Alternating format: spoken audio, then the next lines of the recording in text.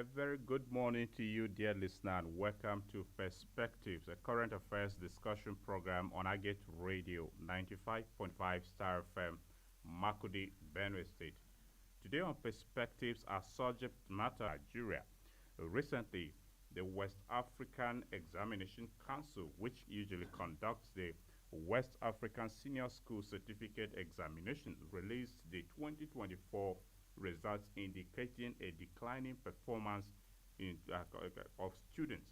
According to the council, 503,275 out of 1,800,000 candidates failed both English and mathematics in that examination. And the council stated that it reflected a decline in the pass rate for the subjects, not just these two subjects, other subjects as well, which it noted has dropped from 72.12% from 79.81% recorded last year, 2023. And also, in the statistics made available by the Joint Admissions Matriculations Board, indicates that there has been a decline in performance of students in that examination. Also, the cutoff mark that universities are beginning to set, before now the cutoff mark was around 200 thereabout. It came down to 180, and now it has been alleged and speculated that it may even drop up to 160, and some institutions even taking below that minimum cutoff around 150.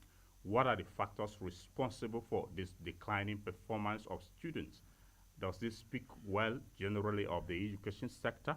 How can this be addressed? These are the issues we will try to dive into on today's edition on the subject matter. First is a former principal of the Mount St. Michael's Secondary School, Aliede. He is a former director of the Catholic Education Services, Catholic Diocese of Makudi, currently the director of private schools and special perspectives. Father too. Thank you, Nathaniel, and thank you, listeners. We also have joining us on this program a senior lecturer in the Department of Educational Foundations at the Benue State University, Makudi, Dr. Felix Bois. Welcome to Perspectives, Dr. Bois.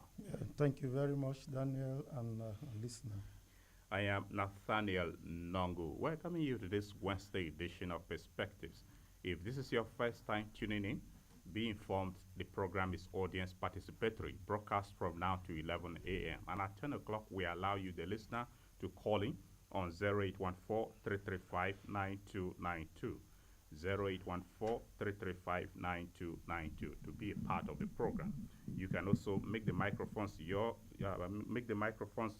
by sending us an SMS or a text message to WhatsApp or the regular SMS 0912-699-9404. 0912-699-9404. You may log on to our website on www.igetradiotv.com to listen to us. We are available on Radio Garden and on social media platforms as well. You may download the iGate Radio and TV app from Google Play Store to also listen to us. I'd like to begin with you, Father Too. You've been a principal, you've been a teacher all your life. Help us understand, are you worried about the declining performance of students in external examinations? Yeah, that is a very good question. Not just Father Too, but concerned critical stakeholders around the education industry, not just in Benue but across the nation, are concerned about the declining performances of our learners across all levels of educational institutions, be it the early childhood care, the basic education, post-basic, and even the tertiary institutions. Because people who are making use of these products discover that some of them are not able to perform as expected after the teaching and learning process. It's a very huge problem. And if you look at the statistics, as you just read, I want to take us back a few years, like the JAM. Over the past couple of years, the decline has been there very consistent. Way back in 2015, out of 1,400, 1,400,000 candidates that wrote JAM, only 900 passed generally. That was 62%. And in 2016, the decline went to 53% for JAM. 2017 went down to 42%. In 2018, 32%, 39%, and 2019, 32%. It's worrying. You look at the data from NECO and West African Examination Council, WAEC, is the same. For WAEC, from 2015 to 2019, the decline has been very dramatic, from 64% down from 2015 to 2016, 59%, 2017, 54%, and then 2018, 49, 2019, 44.9%. So worrying. So we are really concerned as stakeholders, and if you see any government that wants its nation to develop and the citizens to have a good life need to take good care of their education sector and the outcomes that come from the teaching and learning process. Is really worrying. All right. Dr. Boa, Yeah. how worried are you about this declining performance of students in external examinations? I gave us just a highlight of a few statistics, but your co-discussant has even taken us far back. You can look at it clearly. Yeah, it is true, and it's worrisome. The statistics have already been established by Father Tu from his presentation. And I want to say that for those of us who are key stakeholders, we are worried. And it seems as if our effort, our input, is not yielding so much fruit as we expect it to yield. And that our products are not giving the society what the society expects them to give to society. And the improvement that we need to see in our learners is no longer there. So we are worried. We are so much worried, and there is need for us to do something about it. I know very well that there are factors that are behind what is happening. So maybe in the course of our discussion, we shall look at those factors that are responsible for this decline in performance of students. Because typically, for educationists, we look at the difference between academic performance and academic achievement. Are we saying that it's decline in achievement or decline in performance? These are two key things that we shall be looking at also.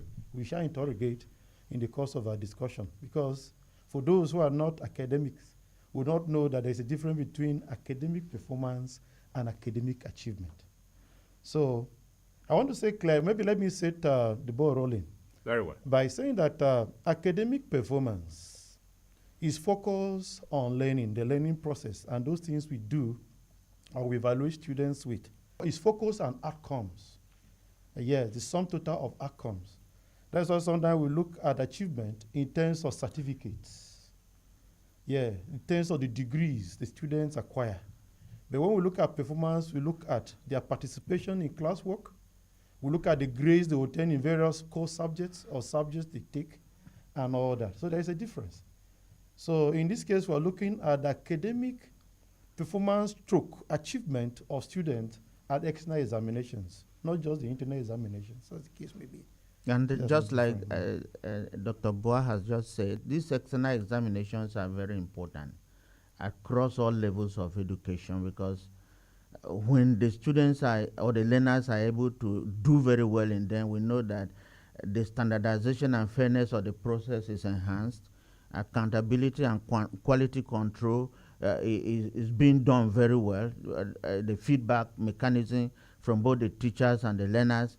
And then there's competition and motivation across board.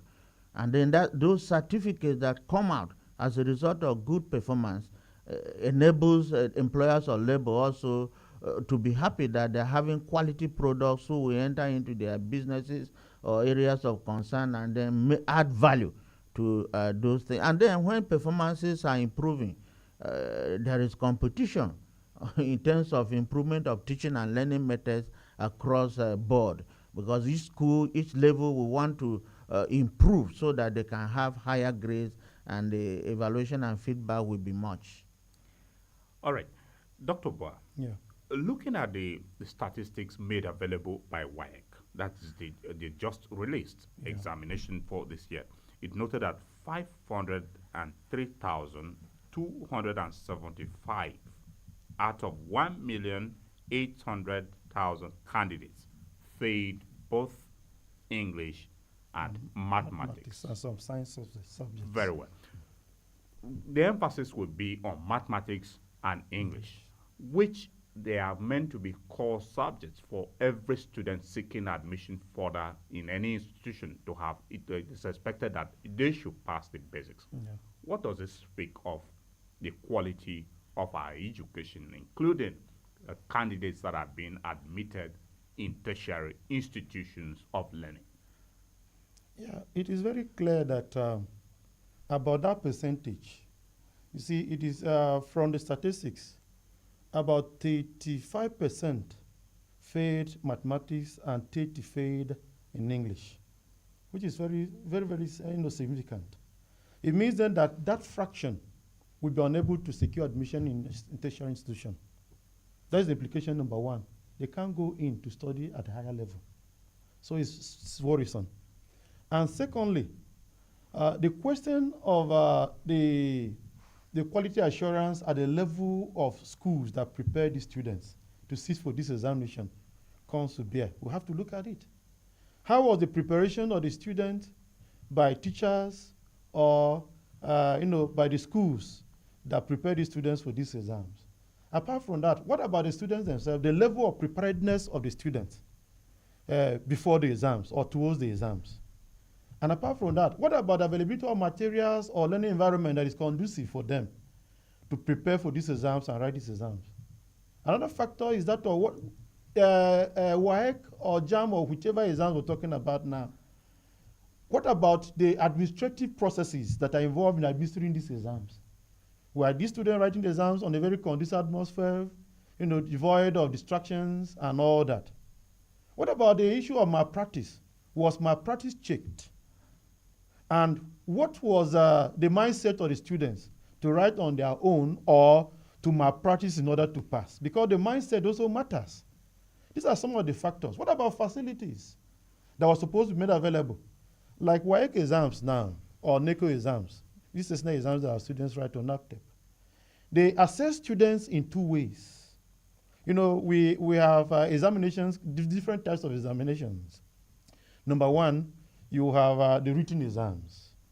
Number two, you have, the practical exams. And these examination bodies use these two approaches to examine our students and prepare them for the next level. So the preparedness of our students or our learners at different schools in terms of written exams, how was it? What about the practical exams where they go into experimentation, use of laboratories? Do we have equipped laboratories for these students or libraries for these students or workshop for these students in preparation for the ESNE exams? You go to some schools, these things are in short supply. The equipment that they need to work with or to write use in writing these exams, they are not there. Sometimes even if they are non-functional. And so many things go behind to make sure that they pass these exams. At the end of the day, they may not pass because the requirements are not there. They can't meet up with the standard or requirements for the passing of those exams, as the case may be. Then what about the oral, the written exams? Because they are checked or they are examined in two ways, both written and practical. These are the two approaches. The practical has to do mostly with the science base, where they go in for physics, chemistry, biology, agric, and all whatnot. Then for the written, these other core courses, mathematics, English, literature, and all the rest. So we are saying that there are so many factors responsible for what we have experienced now from the outcome or the result of WAEC exam. So it's worrisome, and something need to be done about it. That is our cry. Something need to be done about it. Yeah, let me add also. That is why we're here. We really need to, you experts, profile solutions. Further to. Yes. I wanted to add from those courses that he outlined. He actually nailed the coffin. But I want also to add these miracle centers, exam malpractice centers and things like that. You know that anything done before, during, and after exam that tempers with that exam, that assessment, Yeah. to be a true test of knowledge is exam malpractice. Yeah. So some of these things happen before the exam, During and after exam. during exam, and after the exam. And it's worrisome because it appears to be a chain, and people are feeding fat in making the process not to achieve its aims and objectives. And then poor teaching methods, he has pointed out. Inadequate teacher training. There's a blossoming of schools across the length and breadth of not just Benue State but Nigeria, because government has liberalized the sector. Because government cannot alone establish enough schools at every level. So you have quacks who have gone into the business of education maybe to make profit, not to ensure what government wants to achieve through the establishment of schools. In the process, there's lack of motivation of teachers and those lecturers. And somehow, because they are not well motivated, there's poor learning in the environment on the part of the learners. And there are many domains of learning. Sometimes the overemphasis is on one. There are actually three. The domains which every school environment should attend to them equally. The cognitive domain, which is about knowledge, acquisition of knowledge, and the mental process of understanding, analyzing, evaluating, and creating. The affective domain, which concerns attitudes and feelings, and then the psychomotor domain, which emphasizes those physical aspects that if you go through a teaching and learning process, you should acquire them and add value to yourself and the society. So these are the challenges, because we don't have that quality assurance process that is in place. But we thank God. With the emergence of the Benue State Education Quality Assurance Agency in Benue State, with our DG, the dynamic young man, Tena Francis, education in Benue State is no longer business as usual. We have started yielding the fruits. Students from Benue schools, public and private, are taking first in competitions both in Nigeria and outside of the country. So there is hope on the way. Okay, Dr. Boa, Yeah. this issue is beyond just the WAEC, even though the basis of our conversation stems from the release results by WAEC. If you look at even the performance of students in other external examinations, including the one conducted by the Joint Admissions and Matriculation Board, that's the Unified Tertiary Matriculation Examinations. Over the years, the cutoff point or cutoff mark universities have been giving, or tertiary institutions in general have been placing on the admission seekers, seem to be coming down. What are the factors responsible for this? Yeah, there are so many factors responsible for the decline in the performance of students and also the admission rate in our universities. One of them is, we will say that it is student factor. One of them is student factor.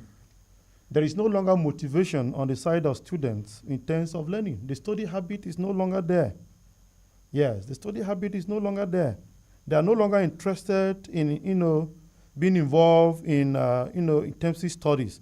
So it has been a problem. And sometimes you see that performance also decline, as the case may be. Another area of concern is that of lack of continuous assessment. Overemphasis on terminal examinations, neglecting continuous assessment and feedback. Sometimes it's very difficult for us or teachers in the learning process to have feedback from the learners so as to be able to evaluate them properly, as the case may be. Another one is that of societal pressure. There is pressure from society, expectations from families, communities, the society is overbearing. They're overstressing the students. You must make it when the apparatus that are supposed to be on ground to prepare them for this exam is not there. So it's one of the causes. Another one is systemic issues. Insufficient examination administration, delay results, and lack of accountability from the side of those teachers, administrators, and students themselves. And sometimes one of the causes maybe lack of parental involvement. Limited parental support, guidance, and encouragement is also contributing so much in what we're experiencing. And once there is no encouragement from the side of parents, the side of those who are caregivers, and whatnot, the performance of students at the level of these exams, sometimes is not so good. And then these parents, because they are so influential, you see them going through policymakers. You see them going through school, university administrators to see how the cut-off point will be lowered for their candidates or their children to gain admission, even at maybe a cut-off point of 140 or 150, as the case may be. So instead of 200 and above or 180 and above, you see schools or policymakers making policies that will accommodate students who are coming from this class of bourgeois that are not interested in encouraging their students or having time to be involved in the learning process of their students. Or that they be counted as affecting what is happening currently in the country, most especially the issue of cut-off point. Now, if you look at the differences in the cut-off point, most especially from 5, 6, 7 years ago with the current happening, you know that there are some infiltration. One, region of our country has paid the percentage or the cut-off point for entry into universities. And these factors may be looked at in depth in terms of the background of these regions. Just what about now, the backgrounds of this region and the acceptability of education timely or in early days, and how it's affecting them now. And they're trying to compensate and see that there is going to be, they want an equation or an equilibrium in terms of the educational attainment of candidates from the southern part of the country and the northern part of the country. These are factors that are underlying what is happening currently. So by this, you mean politics even come into the decisions? We have what is called educational politics, and it's happening. There is a course in the tertiary. I think your colleague, Dr. Azongo, just finished drilling us on the politics of education. Yeah. There is nothing that just happens. But in every human sphere of existence, there's politics. But it should be worrying that if politics is a driving factor in policies that will shape the future of our education, are we able to get it right? Or where do we go if that is really the factor? Will the country get it right at all? You see, politics or political platforms are good platforms. They are platforms that are meant for the development and growth of a country. But these political platforms can also be manipulated for the selfish interests of some sections or regions or units of the population or of the people. So politics, there is bad politics, there is good politics. There is negative politics, there is positive politics. So sometimes when policymakers are on the table of decision making or policy making, some of these political interests come to play, and they affect the country. And we're saying that if negative politics are played at the place or at the table of policy making, they will definitely affect our country, and that is what we are experiencing now. Yes, the lowering of our cut-off point, entry point into tertiary institution, came about as a result of politics of education, trying to balance the imbalance or the inequality in the various regions, trying to make sure that certain sections of the country are opportunity to go into, education because of their background, even though if they are not qualified, they should be allowed to go in because they want to operate at equilibrium with the other part of the country, and so on and so forth. So some of the other things that, come on board. I think the kind of politics he's talking about, it is alleged that even the existence of NICO was some kind of has some political undertones. I'm yet to get the full gist on how it was initiated, but there was this monopoly of WAEC, and people were accusing WAEC at some point of failing Nigerians in many respects. So there was that need for an exam body that is fully Nigerian and homegrown. Yeah. And that has helped a lot of people who were writing WAEC 2, 3, 4 times and failing, and now they are able to get into the. I said here, some of these challenges are many that are making our learners not to have. Stakeholders are mounting pressure on certain universities to lower the standard. Sometimes there's lack of adherence to standards in terms of even employment of people who are expected to manage schools and even teach. That is a great concern, because the Director General of the Benue Education Quality Assurance Agency, Dr. Tena Francis, has moved around 1,000 schools since he took over in January. And he has discovered alarming issues that need urgent attention. You go to some schools, it is an NC holder who is the principal of a secondary school. You go to some schools, you discover that there are no qualified teachers. Secondary school leavers are the ones who are teaching serious subjects in those schools. You go to even government schools, because they have not employed the staff, teachers, for example, for a very long time. You discover that it is the Parents and Teachers Association that have employed teachers to augment 1 or 2 or 10 of the teachers that are there, out of sometimes you need about 50. So it's a great concern. And then poor infrastructure in terms of buildings. If you are learning in an environment that is conducive, you will actually understand what is being taught.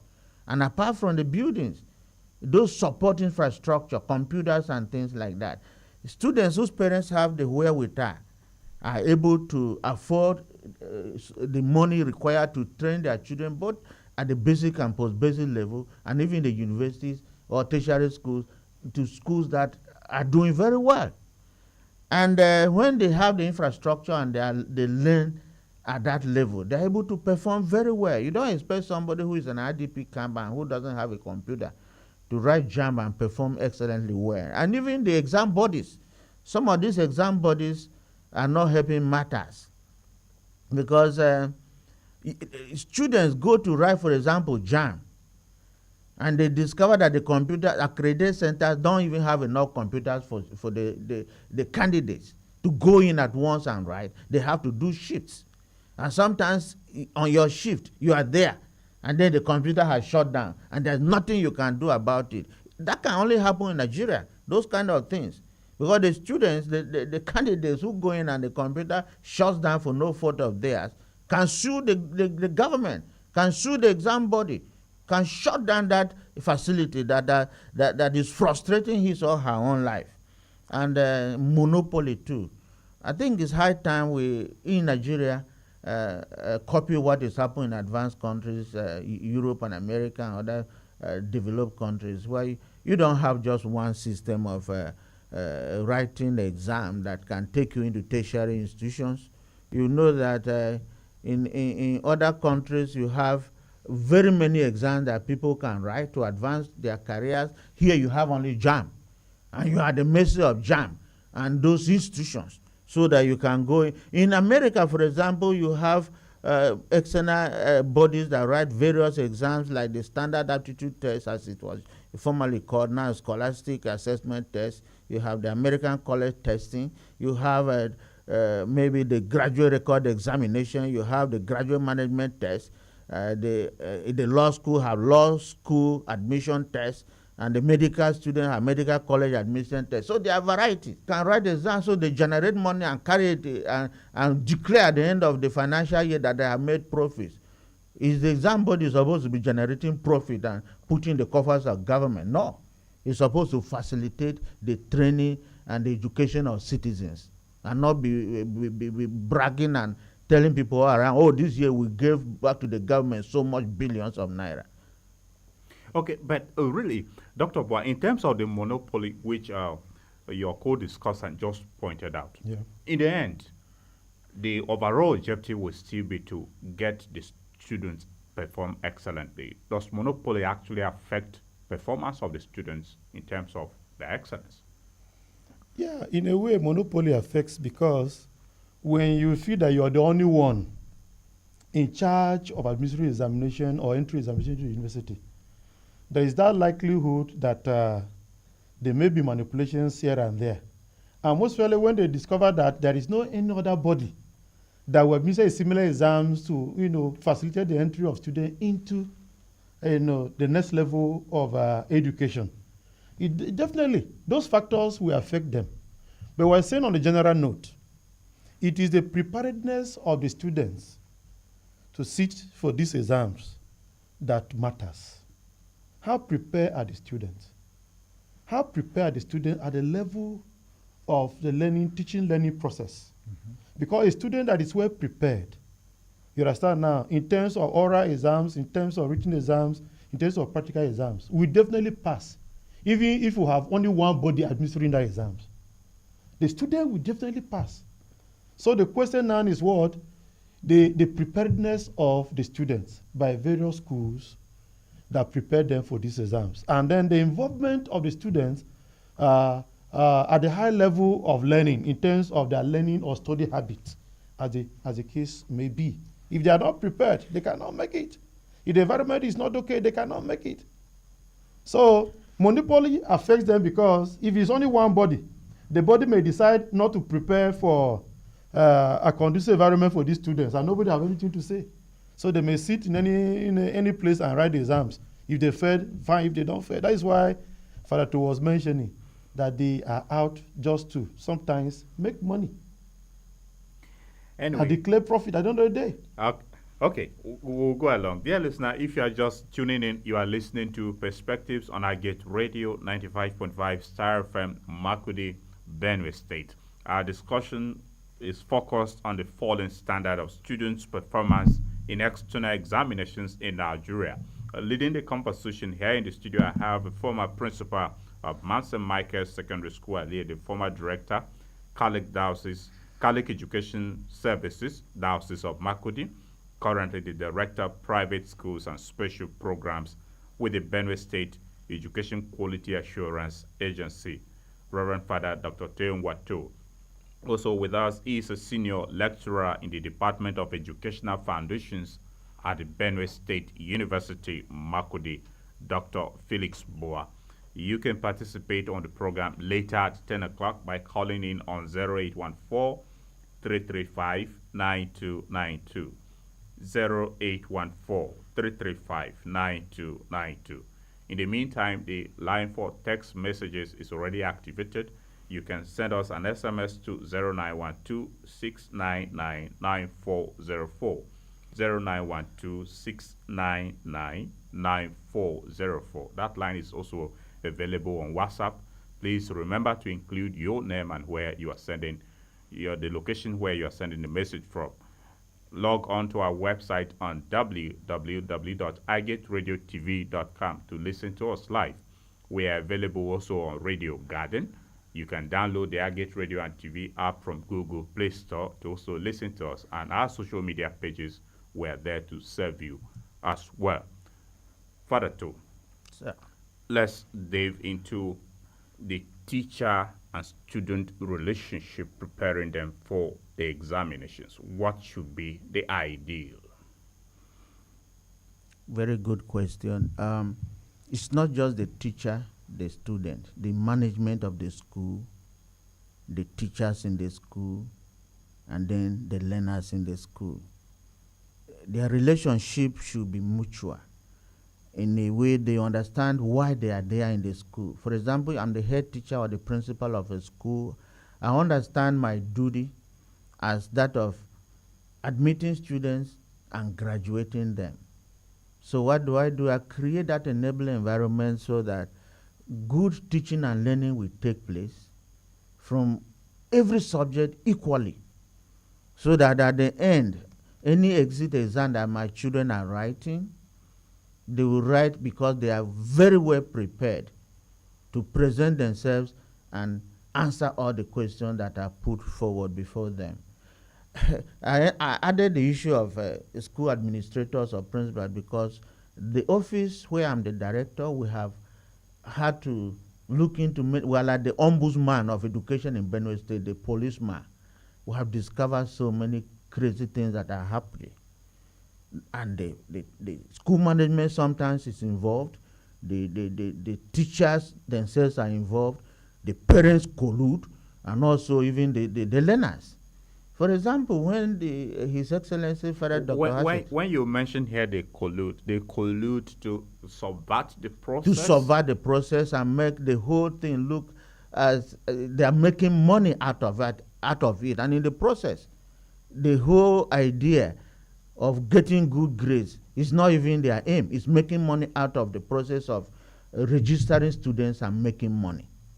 For example, His Excellency the Governor Hassan Dalia, in his wisdom, decided to alleviate the pains of Benue parents whose children were in SS3 by paying their WAEC and NECO and also NAPTEP. Do you know what happened in some schools? There was an NGO that went around and discovered that in some of those schools, names were replaced. People brought children, parents brought children to those school heads, some of them from even JSS1, to go and write the SSCE, WAEC and NECO.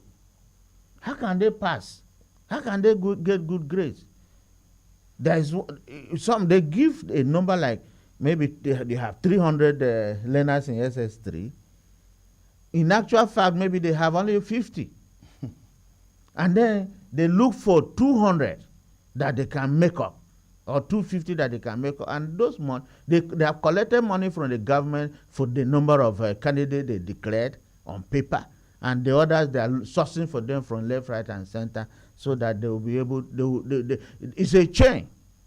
So we need people who are honest, who occupy leadership positions in our schools.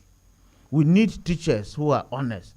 That relationship should be that of, I am looking at this child as my son, as my daughter. Is this I'm doing now, is it going to positively affect the child, or is it going to be negatively affect this child? Some of them, even when they finish and get all A's in the exams they have written in their various schools, they cannot even get 50 in JAM because the system has been subverted.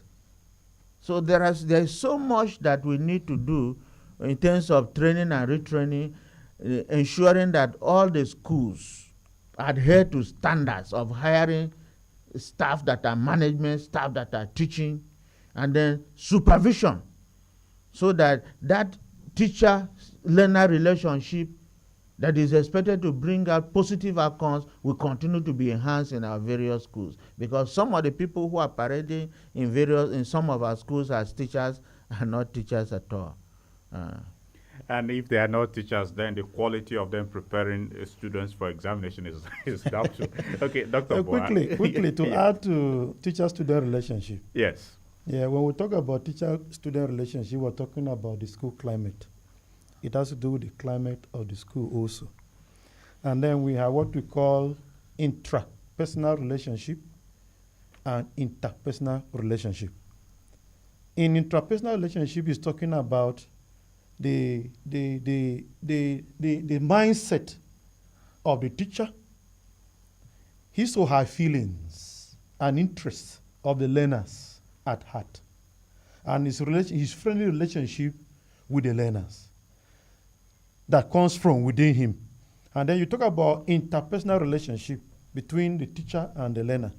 You are looking at his interaction with the learners in terms of creating an environment that is conducive for them to confide in the teachers by telling them what their problems are, their difficulties are, for counseling, for guidance, and all that.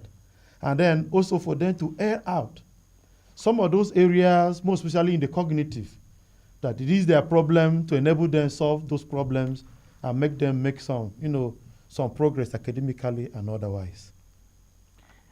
All right. Now, the parents, we don't have a parent in the studio, but we hope that as we go along, when we open the lines, the parents will also be telling us what they feel and what their stakes are. But again, as a former principal, Father too, you have had cause to deal with parents. Did you encounter this subversion of the parents' attitude in places where you have served? You're serving as a former principal of a school and director of the Catholic Education Services in the state, in the Catholic Diocese of Makurdi? I think from the way I'm speaking, you can see that I have I'm speaking from my vast experience, not just as a principal, but one who was able to oversee so many schools for the bishop on behalf of the Catholic Diocese of Makurdi. And what I have just told you is part of those things that parents do. Parents, some of them don't see anything wrong in their children. It's so unfortunate, but this generation that we have are very crafty, they are wiser than those of us who have grown up now. That's the Gen Z. In the United States, it was when a child was up to 18 years that the parents would buy a phone and give the child, because they would tell the child, it is now that you are capable of recharging your phone and you are now matured, you can take responsibility for any action that you perform. Here in Nigeria, parents buy Android phones and give to their children even when they're in the primary school, in the basic school. It's so unfortunate. So that the parents themselves are the ones, some of them, who are making the children not to concentrate on why they are in schools. There was this issue when the Android phones were becoming more available around the country, that schools had some laws that you don't bring handset to the school. But later, as a school administrator, when I was principal of Mount St. Michael, I discovered that it was not possible for a child to leave from Lagos, and the parent will not be able to communicate with the child until the child will arrive at Abuja, Lagos, and other. So it was not possible. We made laws that you bring a handset and keep with the school authority. Anytime you wanted to discuss with your parent, you come and take permission, and then you talk under supervision. Some parents will come and use teachers and put phones in their houses, and the children will be dodging to go there and make discussions, but sometimes such things backfired.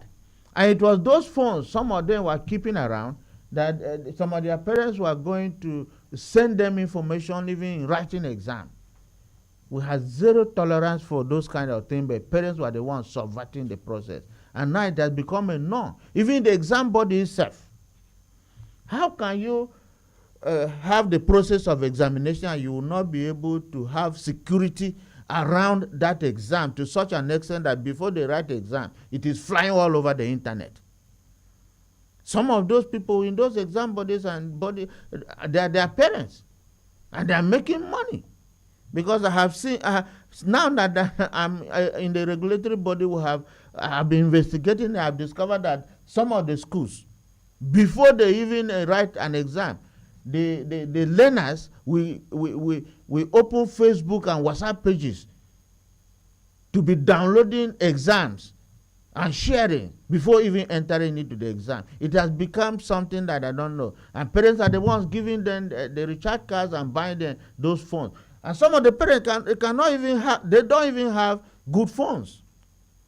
They buy for their children when they enter into some of these basic classes, and in the end they are unable to read. They are watching pornographic movies, and they enter into the classes instead of concentrating. They are thinking about immoral things. They don't listen to what is being taught, and then when they go into the exam, they don't know what to write.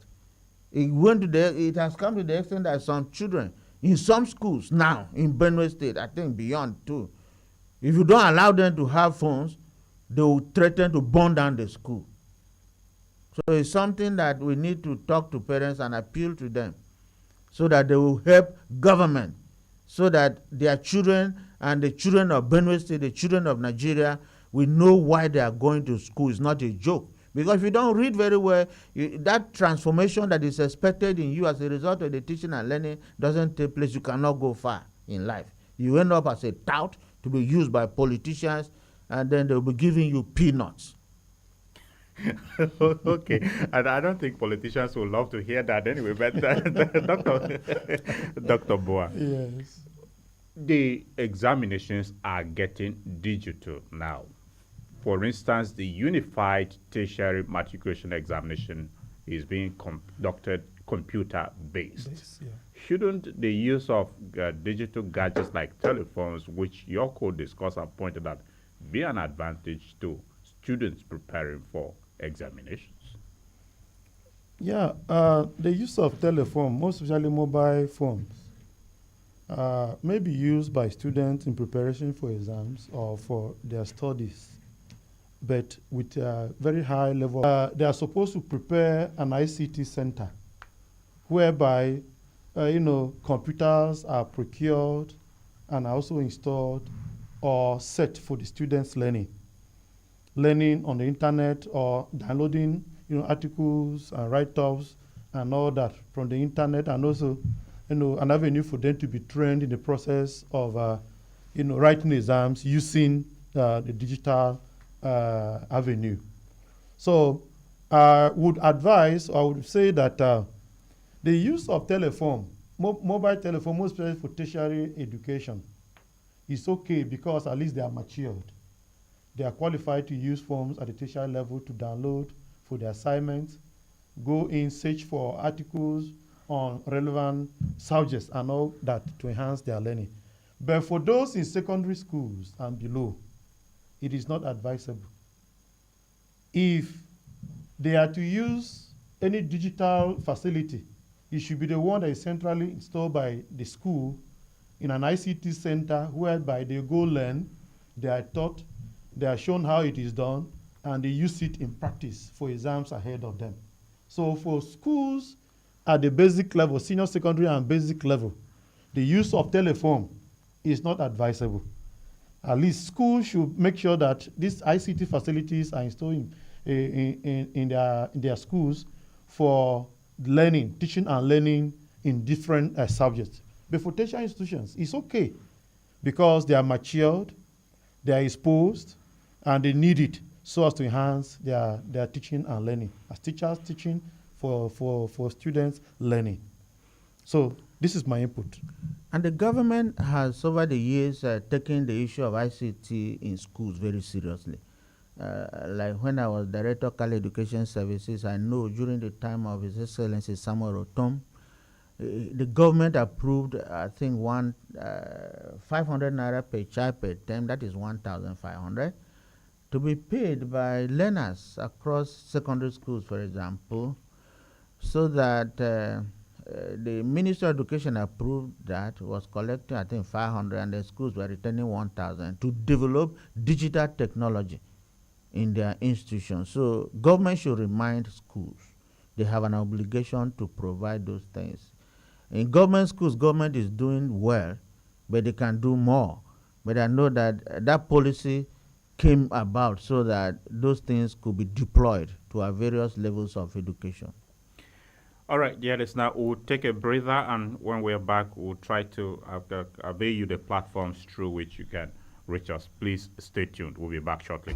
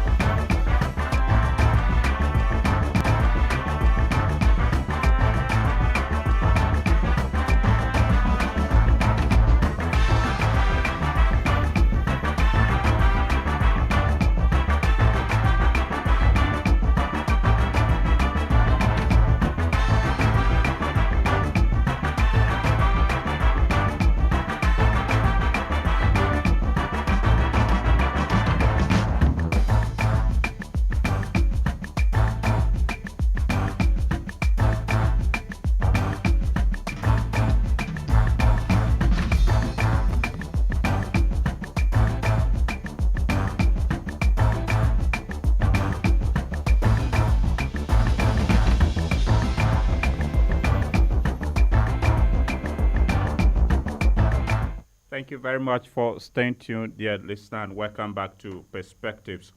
We are discussing the falling standard of education, falling standards of students' performance in external examinations. And you can participate by calling in on 0814-335-9292. 0814-335-9292. Once you connect with us, we would like to know your name and where you are calling from. Then make your submission. Please keep it very brief to enable others also have the opportunity to participate. Good morning. Hello. Good morning. Yeah, good morning, sir. Welcome to Perspectives. Thank you. My name is Michael. I'm calling from Tewasabado. Your name is who? Michael. Okay, Face I'm calling Michael. from Good. Tewasabado. All right. Good to have you join us, Face Michael. Thank you so much, sir. So I really want to commend the program. You guys are doing a very nice job. Thank you, Because Michael. based on the high level of failure in the WAEC exams, in fact, it's very alarming. I remember when I was in secondary school, where we'll be given our time when we mention, when they mention WAEC or NAPTED, we'll be so like scared that there is something, as if there is a battle that we are going to prepare for. So, but now the preparedness in terms of exams on the side of students don't normally have that fear of exams. Sometimes, like when they are talking of exams, and I'm there where they are discussing about it. You see students that are preparing to write exams will be in clubs or even in social gatherings where they are not supposed to be. I think there is something that they have to do about this thing. The students on their own now, they are not ready. Like, in fact, they show less concern about academics. That is just from what I'm seeing. And then in terms of schools, the schools now, the teachers that are bringing up these children in various subjects, some of them are not professionals, and some of them are not even they are not what they are supposed to be in order to bring up a child.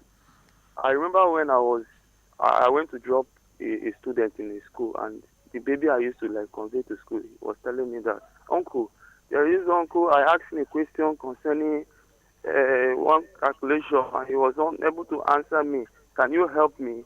I was so I felt bad, so I had to come over to the house in the evening and sit with the child and help him solve the assignment, and then give him a detail of the particular formula. And this thing was just algebra.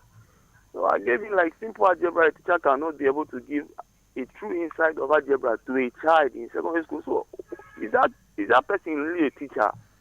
I was shocked. So what I'm saying is, even the proprietors, the school owners, the people they are employing to be teachers, I think they should screen them very well, because some of the teachers are just going there for making sure they get the payment at the end of the day, not really to work as a teacher. I remember when I was in St. Jude Science and Technical College, Father to us, happened to be our priest there. He used to say math for us. And he always tell us that you people should work hard because NAPTED is coming. And then this thing, it was a first thing. I have never been there. I have never taken the exam, but I knew that I have to take it sometime. So every day we go to preps and we'll keep reading. And then my practice was not there. We wrote. But I did not pass to get admission. At least all I got was pass. But I was proud that I wrote NAPTED, and at least I have pass mark in all these subjects. I didn't have any. Okay, Michael. So okay. I think even the schools, the teachers should try to be professional, and then the students too. They should have a guidance and counseling center whereby they will light up will keep the light burning in students, give them reasons to focus on academics. All right. Thank you, Michael. Yeah, thank you. Okay, Michael is sharing his personal experience with us, and anyway, that's okay. We hope there are more of such persons who may want to share such experiences. Good morning. Yeah, good morning. Welcome to Perspectives. Hello? I am Tekula Haji from Boko local government. Okay, which part of Boko are you reaching us from, Tekula? Personally, I am in Batiab right now in Boko local government. Okay. Yes, I want to appreciate you for the topic of today. It's very nice topic. You know, these our children right nowadays, they are not ready for school. Imagine, I saw one student when the exams come out, there is exam timetable come out, and writing geography, and he saw his geography master, passing around evening like that. The student asked the teacher, "Sir, you are right now. You are still here." The teacher says, "For what? We are writing your paper yesterday, tomorrow now. You have to go and read." Hello, Tekula. Oh, we lost connection with you. Quite unfortunate. We are not able to have your thoughts concluded. Hello, good morning. Good morning. It's all right. The line is still open. 0814-335-9292. 0814-335-9292. Hello, good morning. So, Hello. Okay, you wanted to say something briefly? Madam? yes, based on this just- is an urgent Just, concern. just a moment. It's okay. We'll allow you to expand your thoughts on that. Good morning, Mr. Natalia. Good morning to you. Yeah, good morning to your guests there. Thank you for Morning. joining us. Yes, I am Engineer Sunday Akpa calling from Lombard, Makodi. Okay. Your guests have spoken very well. They have analyzed all the problems that are the bane of education in Nigeria. I would like to propose solutions. One, Reverend Father talked about even this jam when they conducted it. They don't have enough computer, and sometimes you are writing, the computer will shut down, and then they are not even writing the same exam. They are not writing the same exam. So how will you say this person scored 300, this person scored 200 when the exams are not the same? So I am advocating that they should go back to pencil to paper form of writing jam, where every student will write the same exam the same day. Jam started in 1978.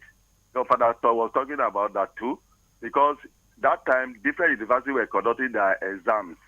And he said the intelligence students were getting admission in more than one or two universities, preventing people. That's why they initiated JAM. It first started in 1978. I wrote mine in 1979, where the second said I wrote JAM in 1979. And I got admission to the University of Nigeria, Nsukka. So we were writing pencil to paper, and everybody wrote the same exam the same day. And that would be the true test of measurement of knowledge or whatever anybody's called. So Yep. that is number one. Number two, why students don't take things very seriously now, your guests they have analyzed. It's not only on the students, the teachers, the parents, and the society. Now, for instance, in Nigerian society, we don't honor what is excellence. We promote mediocrity and nepotism. For instance, when you score very well, you do very well in school, you go, you don't even do it. They don't even conduct an exam or interview for employment any longer. They just employ people that are in position, they employ their people who don't know anything. How can the system work? So it's like what the Igbo people call, you have got this education certificate. Have you got the certificate of IM? They call it IM, Imam Madu. That's man, no man. So in Nigeria, they emphasize more on certificate, Imam Madu, than the real certificate. How will it work? Okay. How will the student work hard when he knows that he has connection, whether he reads or not? He go out, his person is a minister here, his person is this one there, and they'll put him in position. Why those who work hard don't get job? Okay, So we should Sunday Akpa. overhaul the system. Hello, Sunday. Thank you. Yes. Your recommendation that we should go back pencil to paper, don't you think we'll be going back to the ancient times? The world is moving. The times are no longer same as pencil to paper as it were. Thank you. Thank you very much. You see, what is important in life is the quality of life. It's not just the trend. Like some people, see, let me tell you now, if the world is moving and things are getting bad, the things are not working. So why don't we go back to pencil to paper, where you do true tests of measurement of knowledge, and you produce quality, graduates Okay. that will advance the system properly. All right. Eh? Thank you, So Sunday. if the world is moving and is moving negatively in the name of things we are in digital age and is becoming negative, why would you do the proper thing? Because of we the must old thank school. you. Thank you, Sunday. We must thank you, Sunday Akpa, for your opinion. We will get the experts here in the studio to also comment on that position, which you have taken strongly too. Good morning. Good morning. Welcome to Perspectives. Thank you, sir. My name is Andrew Adoga, calling from Yakio, Makodi. Okay, good to have you join us, Andrew. Many of you have already analyzed most of the points that I wanted to raise, but I want to add whether this can be helped in the secondary and tertiary institutions. My suggestion now is that we should go back to on 5 in secondary school in those days. We abolished this 334, 6334. It's not helping matter. because they were telling us at that time that when you finish Form 3, you can work in the government sector or any other place, but it wasn't like that. And so because of that, you see a lot of fraud. And the failure is because of this issue of exam malpractice. You know, the exam malpractice comes from both sides, from the teachers, parents, and the government itself. When the government they do exam, now the student will not read again. The only thing they will be looking for is handset, how they will be manipulating things to write their exams. So it's one of the failure. And why I'm saying that they should go back to that primary, secondary 5 in those days, that like what our president did now, they went back to the former national anthem. It's as a result of something that he saw that is not good with us now. So now that we have seen also what is happening in the educational sector, they have to go back and start from there. When you reach secondary class 3, Form 3 by then, if you don't meet up, they'll withdraw you. So with that, you can sit up and you will also write mock. Mock prepare you for GCE. So I'm looking at those things that are very important now. We can't follow Igbo and then our children will not get any fruitful knowledge. So this is my appeal. Okay, Andrew, thank you. Okay. Further, you were itching to say something, and I also like you to comment briefly on the position of Sunday Akpa that we should go back pencil and paper, pen to paper in examination. He mentioned JAMB, although we are talking examination across board. Will that actually solve the performance of, the challenge of poor performance in these examinations? With what is happening, his point cannot completely be discarded because maybe we don't have the infrastructure to execute computer-based tests and things like that. But I want to let him know and the public to hear that Nigeria and the global community is moving forward. Even though we continue to write some exams pen on paper, we still need to analyze, evaluate what we have been doing that is not good on those digital platforms and improve. There's always room for improvement, not moving backward. Even in the US and other parts of the world, they write exams pen on paper and also they write digital exams. I wanted also to mention that even WAEC has started writing their exam, especially I think the external series, using is computer based now. For those who have not heard, they should know that WAEC is migrating from pen on paper to digital platform for writing of exams. The last speaker said something that I also want to correct an impression. He has said his mind that we should move back to the even below the 6334 to Form 5. Of course, when the missionaries came and Nigeria was running education at the early times that the government was settling down in the 60s and 70s, I think in the northern part they were graduate. Primary school was 7 years. In Igbo land was 5 years. In Yoruba land was 6 years. Yeah. So government harmonized it when it launched the universal primary education, I think in 1977. And government discovered that in line with global trends, we cannot continue with the 6334. So His Excellency President Olusegun Obasanjo, when he took over in 1999, launched the Universal Basic Education. And this is the education system that is in place. And thank God for the vision of Governor Hyson Dalia, the DG Baker has, with the support from the Ministry of Education, Makwidi, the Commissioner, Dr. Fred Kian, launched the UBE in Benue State beginning this year. We have launched it fully. It was domesticated as an act of Parliament, Benue State House Assembly in 2005, but it was a paper tiger. So it is this year with the emergence of Baker that program has been launched. So for the purpose of the general public understanding what this system is, it means that beginning after this year, no child of school age in Benue State is going to receive a first school living certificate anymore. That has been said several times by the DG Baker Dr. Tena Francis, and I want to repeat so that we will know. What we have now is basic education, and you have 3 levels of basic education. The first one is basic 1 to 3, which is lower basic. That is primary 1, 2, and 3. It's now basic 1, 2, and 3. And then you have middle basic, which is primary 4, 5, and 6, which becomes basic 4, 5, and 6. And then you have upper basic, which is used to be known as JSS 1, 2, and 3. It's now basic 7, 8, and 9. And then you have post basic.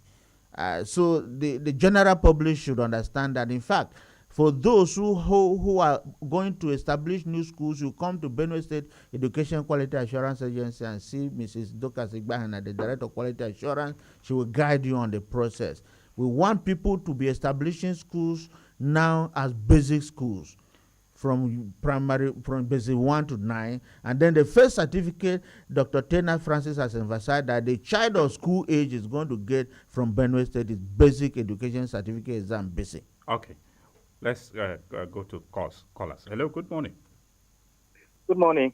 Welcome to Perspectives. Good morning. My name is Benjamin. Okay, good to from Boko. Good to have you join us, Benjamin. Benjamin. All right. Yes. Permit, I want to talk for pigeons more because my grammar not too plenty. Okay. Grammar not too plenty. The question where I want to ask we accommodate every grammar, every Turanchi will the listen question to. where I want to ask is say, this one way would they go digital. Waiting the people wait there for village. Waiting government they do for the people wait there village. How them go take reach that digital stage? With the people with town. Because we also more look at this way. It go fit be say person wey sabi book for village, but no sabi computer. If you can't come a town, you can't write the exam for computer, and no sabi operator, you go fail. So now in fault, I be na because you no sabi computer. I be na the government don't provide for them.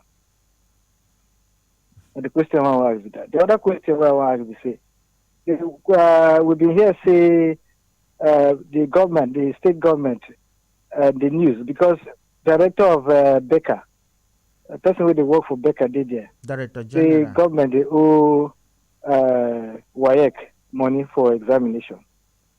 May I clarify that one if you can get information. Now my question will be that. Okay, thank you very much. We appreciate you for calling in. All right. Hello, good morning. Okay. Unfortunately, we lost connection with the caller, but the lines is still open 0814-335-9292. 0814-335-9292. Good morning and welcome to Perspectives. Yes, good morning, Nathaniel. Thank you for joining us. Yes, Igbudu calling from teaching hospital. Okay, Igbudu Tenenge, go ahead. Yes, I'm trying to examine this problem. I'm thinking that the problem is generally from the parents, the student, and the school. If I will ask the person with quality assurance, please, when was the last time they made an assessment to schools to know that the school are still repeating children? I remember in our days, if you don't perform well in terminal exams, you are meant to repeat the class. But in these days, when you fail, if at all this school A say you are going to repeat, you change to school B. So this system is no longer working. And parents are like, okay, instead of my child to repeat this same school, I'll change it to another school. Now the proprietors no longer repeat children again. It's a fact. They no longer repeat children in schools again. And now and again, if you look at most of the kids, if you ask them, okay, what are you doing? You want to study this and that? They don't even know what they want to study. With the advent of this Yahoo, most of the children, they say they want to study computer. without knowing what is even involved in the computer science. Hello. Very well. Then again, you are on. Speak to us. We're listening to you. Yeah, so I think we should go back to the drawing board. Looking at the parents, yeah, let's accept the fact. Let me guide my son. If he fails, let him repeat. If he's not serious, then for the schools again, now let's give chance to employ quality teachers. And to the students themselves, they should sit up, because right now the system of education is falling and is falling by the day.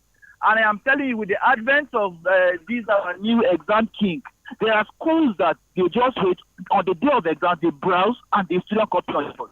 Now, if I know I'm going to copy an exam on the board, what will I read? Miracle centers everywhere. Even government schools now, they are involved in centers. Students are allowed to use their phones inside the exam hall. I am telling you, if WAEC are going to be very strict, the percentage would even be more, because they copy exam on the net. You cannot have letter writing, more than 3 students writing the same letter writing, and WAEC is still passing them. Because if we don't pass them, students will switch to NECO. So please, let's go back to the drawing board and analyze the problem. I think the problem is deep in. It's going to affect the next generation, not even this one. That's my submission. Okay, thank you, Tenege. We appreciate you for your submission. We don't want it to affect the next generation, which is why we are discussing it to proffer solutions, and so that the challenge will be solved once and for all. The next generation should not have the same experience. Good morning. Hello. Good morning. Yeah, good morning. Welcome to Perspectives. Yeah, my name is Titus Desu. Okay, where are you reaching us from, Titus? Yes, I'm calling from Naka. Okay. Yeah, first and foremost, I want to appreciate you guys for the program you are doing. And then I want to appreciate my former principal, Very Reverend Father Dr. Tengwato, for the wonderful points he has given and on the issue you are discussing in the studio. Thank you. Yes. What I want to say is, the problem is, let me say, actually, people are blaming. Hello, Titus? Titus, are you there? Oh, we lost connection with Titus. Quite unfortunate. Hello, good morning.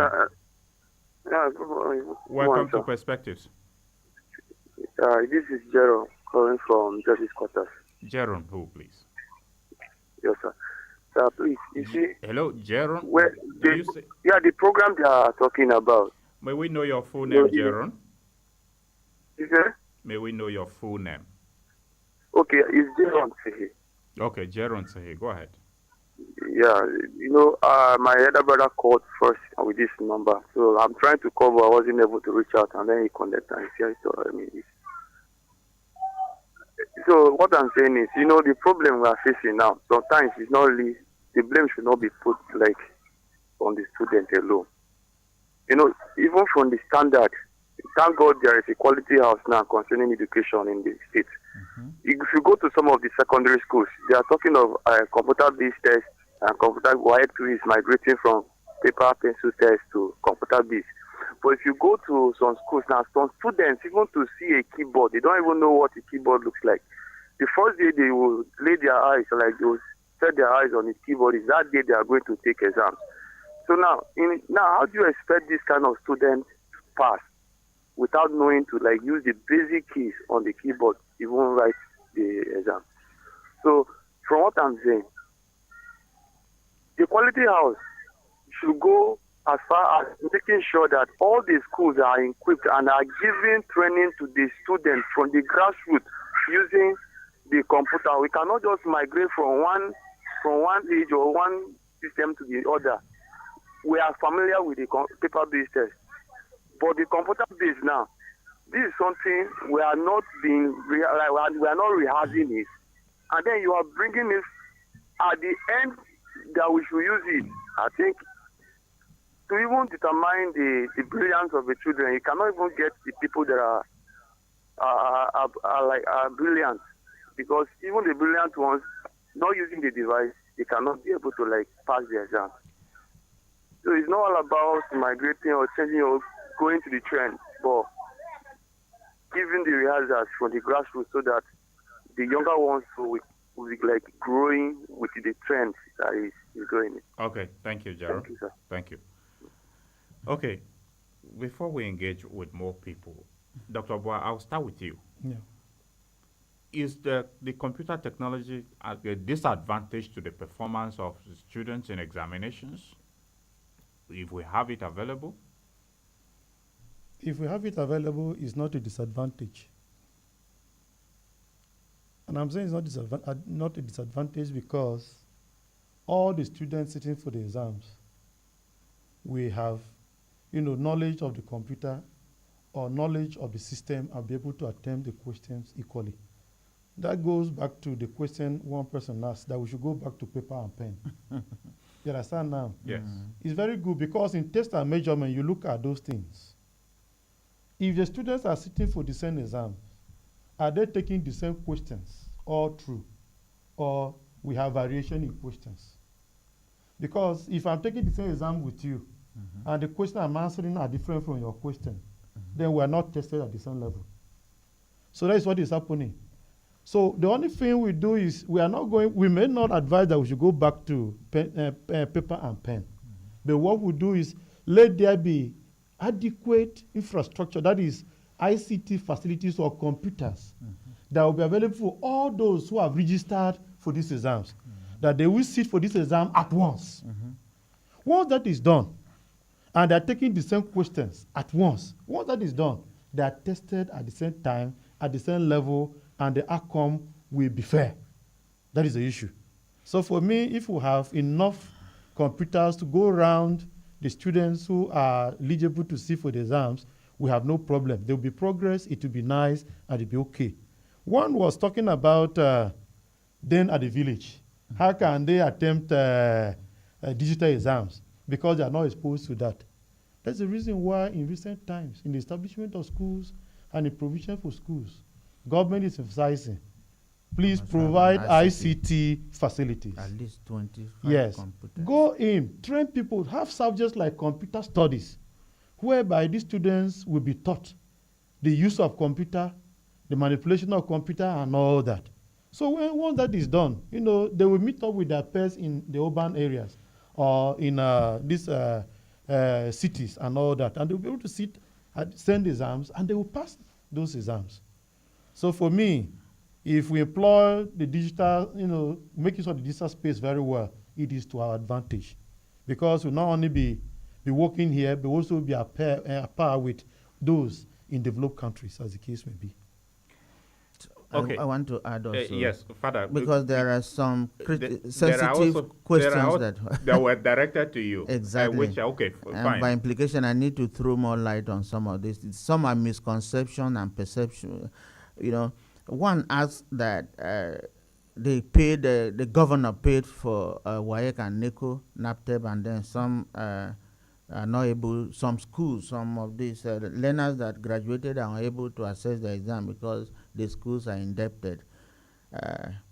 They should find out from their principal how they are indebted, because to the best of my knowledge, the Ministry for Education and Knowledge Management and Becker and the governor paid everything in full.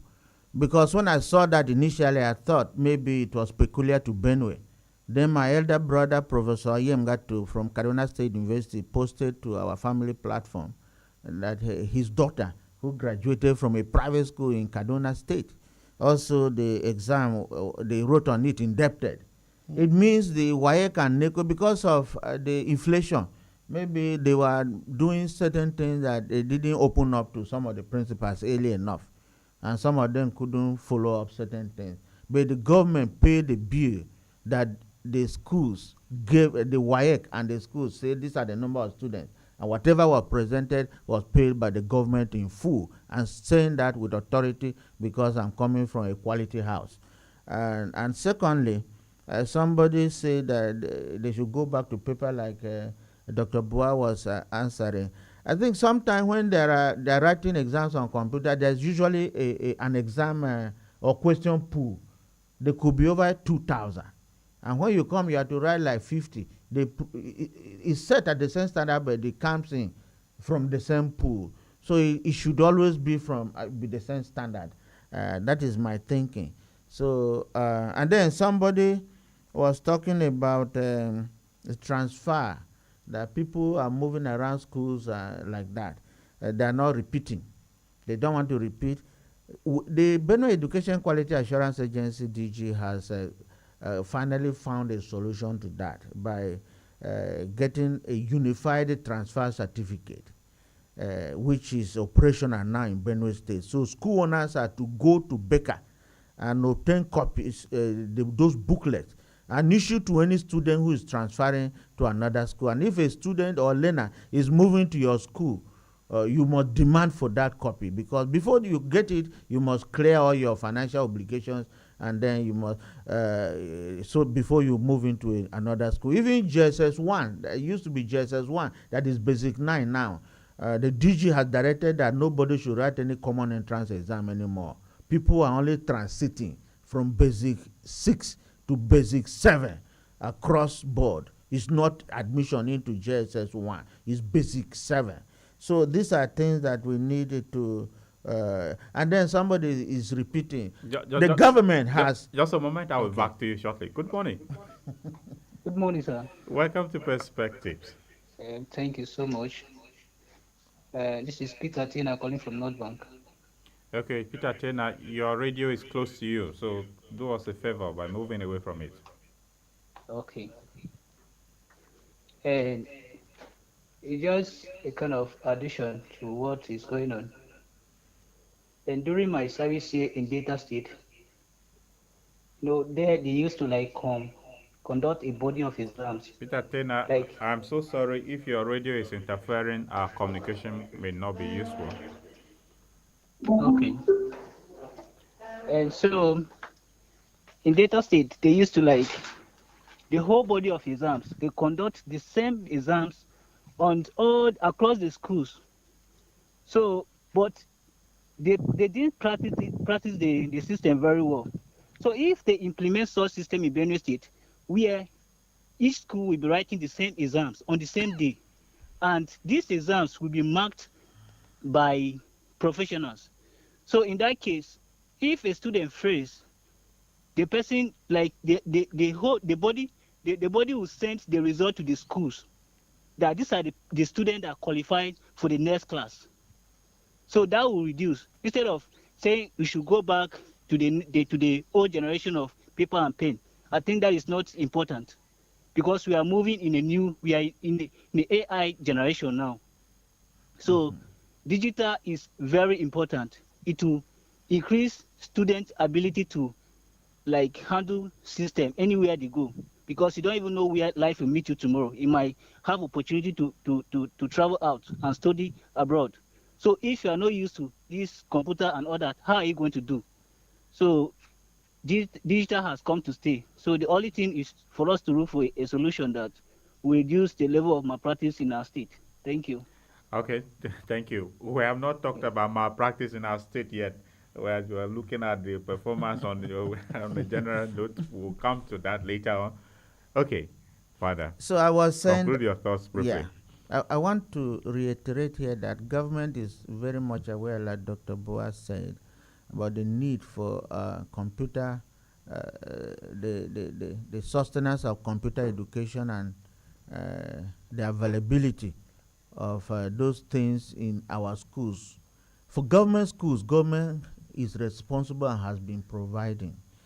And then when you establish a school, both basic or post-basic, you are required to have a computer lab. I want us to do government a favor.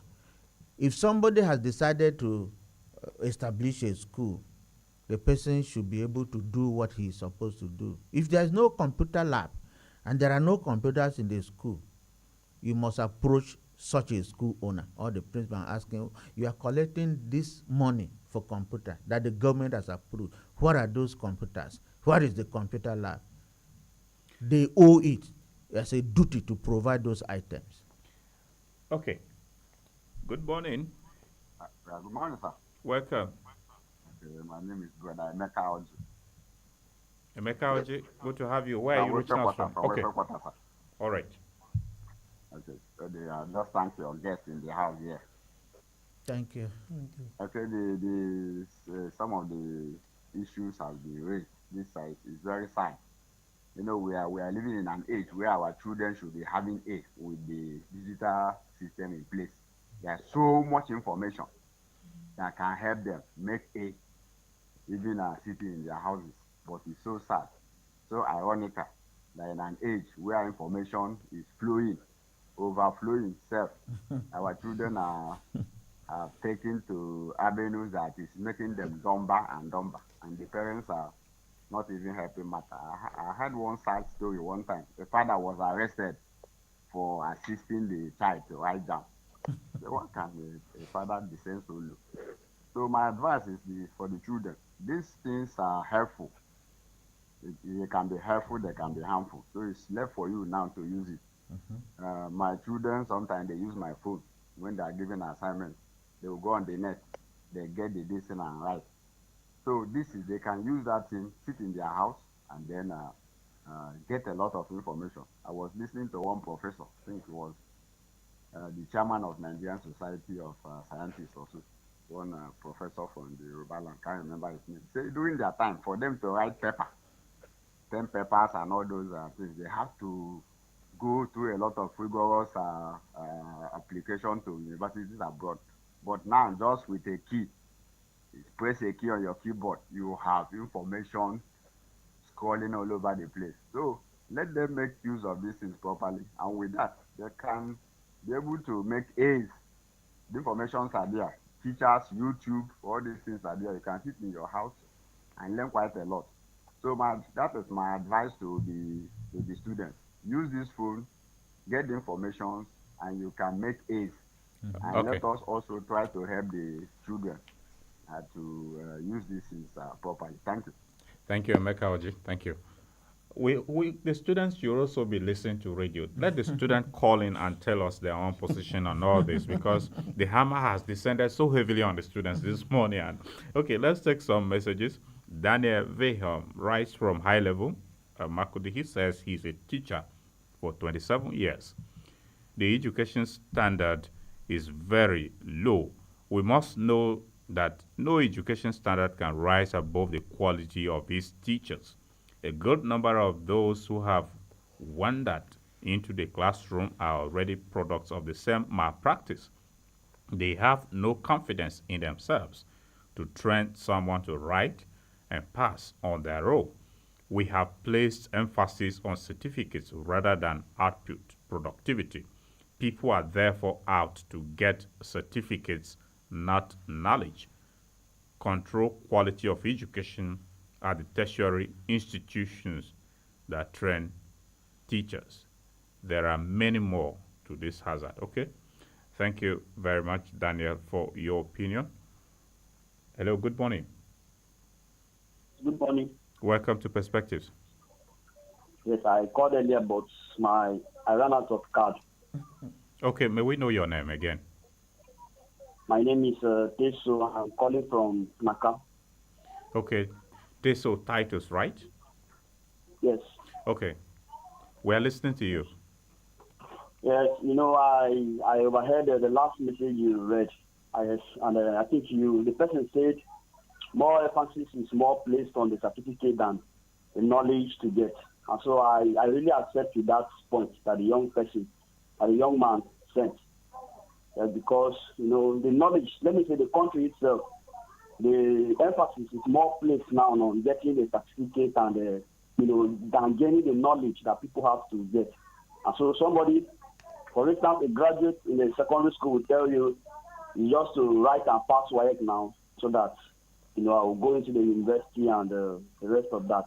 So I think the government are trying, and I heard Father too say they have put in some things where if somebody wants to transfer from a school to the other, the person will go get a transfer letter and the rest of that.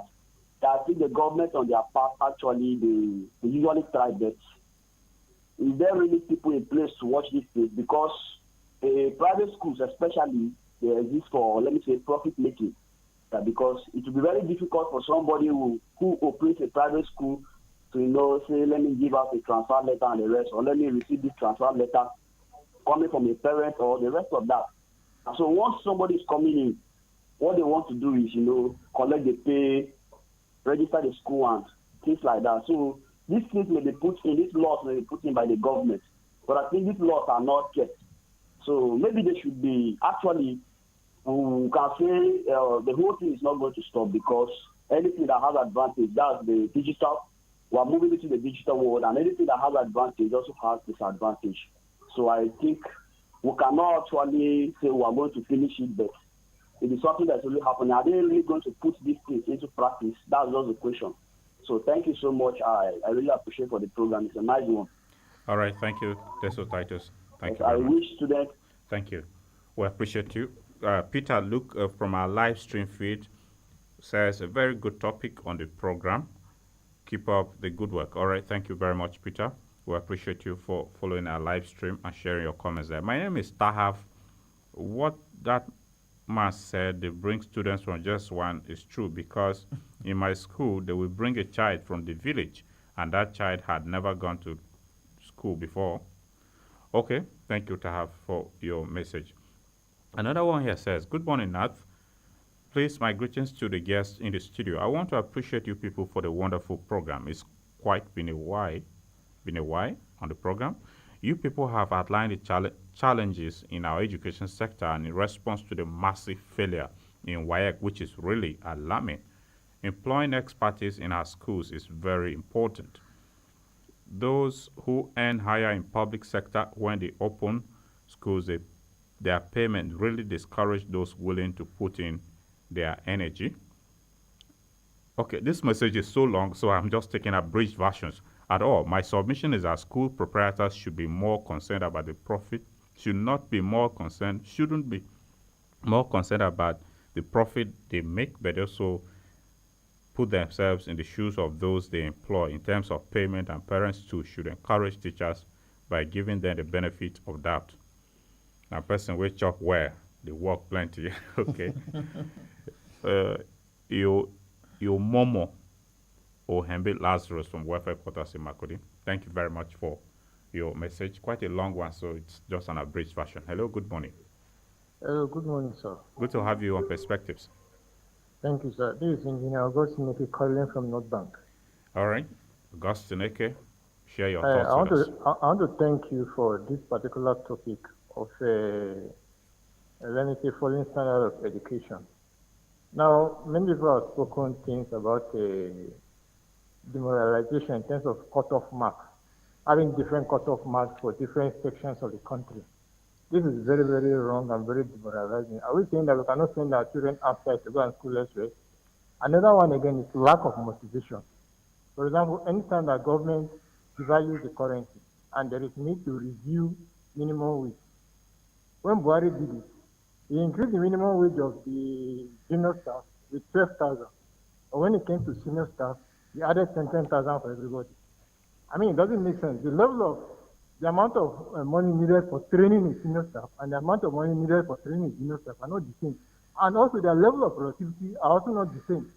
Me as an engineer, for instance, I entered into a factory where they were producing one thing every day. But when I came there, imagine how many they produced. They produced 12. That only that day alone they produced 12. So our levels of productivity are not the same. We should not be treated, we should not be given the same amount of money. We should be given, we should be paid based on our level of productivity. Thank you very much. Okay, Augustine, thank you. You spoke defending the interests of the engineers. You didn't touch on what. Okay, our time is really up, and that's the last call we will take on today's edition. But Dr. Boa, listening to the callers, what do you make of their solutions that they have proffered from their end? Is there a way forward we can make beyond some of the basic challenges of having to get the computers in place and encouraging teachers, motivation, and students, attitude, the attitude of students to learning, to pass the examinations? What can we get it right? Actually, you are asking for a way forward. Yes. There's a solution to the problems we have enumerated. Very well. Mm-hmm. Some has been provided by callers already, and when we were presenting. But I want to finally say that to address these factors or these problems or this worry, one, we need to improve teacher training and development, provide regular workshop and training for teachers, Let me ask this question. How many people or students are ready to go into teacher education? Today we're talking about failure rate of 35, 30 English and mathematics, or mathematics and English in the current WAEC result. How many students or learners are ready to pick mathematics or English as a course to study in the university, in education, in order to impact on society? Parents are not even encouraging their children now to go into study mathematics or English, or even to go into teacher education in these areas. So we have inadequate supply of teachers, mathematics, and English. And even those that we have available, some of them are not qualified. And that is why we're having this problem of massive failure in English and mathematics. There is need for teacher training, improvement in teacher training. Number 2, enhance learning resources and infrastructure. We need ICT facilities. We need equipped laboratories and libraries. We need equipped workshop. All these things are very, very important for an effective education process. I also want to say that we need to foster student motivation and engagement. How much have we been engaging our students? As administrators of education, our level of engagement with the students, as teachers, our level of engagement with the students, as students, our level of engagement with the teachers. How has it been all this while? So as to improve the lot we have. Another one is that of we have to address socioeconomic challenges befalling our people. Some students, they may perform very well, most especially in the exams, and will do well if they are backed up economically. We need bursaries, scholarship. In those days, people have scholarship. They should do education. They put in more. They have time to pay for one or two things to study. But these things, are they still there? And if they're there, are we administering it very well and fairly? These are some of the areas we need to look for a solution to the problem. What about, administration of examinations and prevention of examination malpractice? We have to work towards preventing exam malpractice. If not, the system will still be going down as we are talking. We need to prevent exam malpractice before, during, and after exams. We need to work on that. What about review on refining of our curriculum?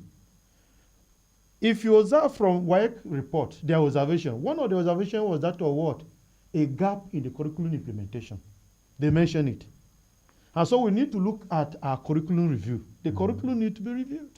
Look at those areas that you need to, bring in, more concept, more ideas and knowledge to be impacted in turn on the students and all whatnot, and build it into the curriculum and make sure it is implemented for the students or learners to meet up with the current trend of things.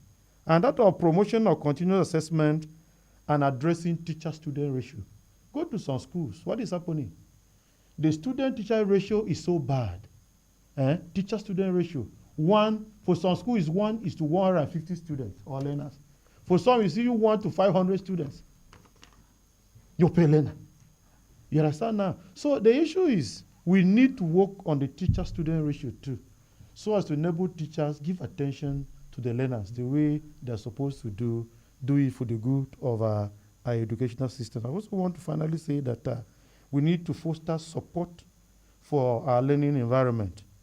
We need to work on our learning environment. How conducive the learning environment in our schools to prepare these students for effective teaching and learning.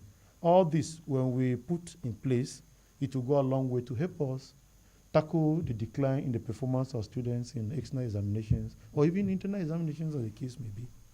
Thank you. When you mentioned examination malpractice, do we still have the alleged miracle centers still operating? They are all over. And that is why Father To, who is working with the Quality Assurance Bureau, mentioned it, that they have discovered so many. And they are working towards curbing, or can I say, terminating those centers, or making sure they are no longer there, so that our system will flow. It is still there. So we need to work, towards curbing exam malpractice by, closing down these exam miracle centers, and also, addressing the issue from the angle of students and the angle of teachers, as the case may be, because we're all stakeholders in this menace, or, canker worm. All right, Father To. Yeah. Give us your way forward What can be done to address the falling standard? Your parting words. Yeah, this is very important now, and I want everybody to listen because I'm from a regulatory body. If we want to stem this tide of falling standard of performance in external examinations, we need all schools and school owners to adhere to the standards for hiring both teachers and managers of schools. The DG Baker has issued a directive to all school owners and critical stakeholders in that regard. And I believe in the new session, if we visit your school, either for monitoring, which can come anytime, and evaluation, in order to ensure standards, and we discover you don't have competent staff, both as managers, that is principal, head teacher, vice, or whatever, dean of studies, then you'll be queried, and if you don't answer satisfactorily, you know what our DG can do. And we must abide by government standards and regulations. This is very important because some people, when they want to establish schools, they come and they sign the paperwork, read all the guidelines. When they go back, they begin to do what they want. There is a school in Benue State that was established to run for 3 terms. It's running only for 2 terms. They say they're doing a semester program. Those are things that cannot be condoned. And you sign a paper, you are approved for something, you go and you are doing something that suits you. And we also want to advise our parents to keep children away from the use of social media. This is very, very important because some of them are minors and you don't know which side they are browsing every day when you are not there. And then it distracts them because their brains are not matured enough to continue to use those kind of facilities. And extra lessons should become remedial lessons. The undue usage of that extra lessons by school owners sometimes is for pecuniary motives, and we want to frown at that, so that when you notice gaps in the performance of students, you target the extra lesson as a remedial one to remedy where they are not performing well enough. And in that case, I also want our teachers and school owners to ensure that undue quantity of take-home assignments should be reduced. Too many of them. Sometimes children who are even very small, they begin to fear, they're afraid of even going back to class the following day because they give them assignment in each subject every day. They don't do it. Some of them, they are the parents that do it. Parents who should be resting and then doing other things, they end up doing assignment for them. You can do class work, do class activity. Assignment must not be every, especially at the basic and other levels of education. And then very importantly, if we don't want to be running helter-skelter and looking for miracle centers, in order to live within our own financial resources and means, relocate your children to neighborhood schools. You mustn't take your child from welfare quarters to North Bank or North Bank to Kanshu. Live within your means. There are very good schools even in your neighborhood. In fact, the public schools are even more staffed than some of the private schools we have around, because the public schools are the ones who have the qualified manpower. The teachers, who some of them have taught for over 30 years. And then you go to private schools and then you see some things in shambles. And people should stop saying that they want to help their communities when they don't have the money. If you want to help government to train citizens of the state, you must have the money so that you can erect good structures, so that you don't have batches as if you want to raise chickens and then you have people to come in there and then they are studying in those places. You cannot have good results in external exams in those kind of environment. There's so much that can be said, but I think we can continue thinking about these things moving forward. Reverend Father Dr. Teo Nwato is a former principal of Mount St. Michael's Secondary School, Alede. He is a former director, Catholic Education Services, Catholic Diocese of Makurdi, currently the director, private schools and special programs at the Benue State Education Quality Assurance Agency. We must thank you very much indeed, Father Teo, for coming on Perspectives. You're welcome.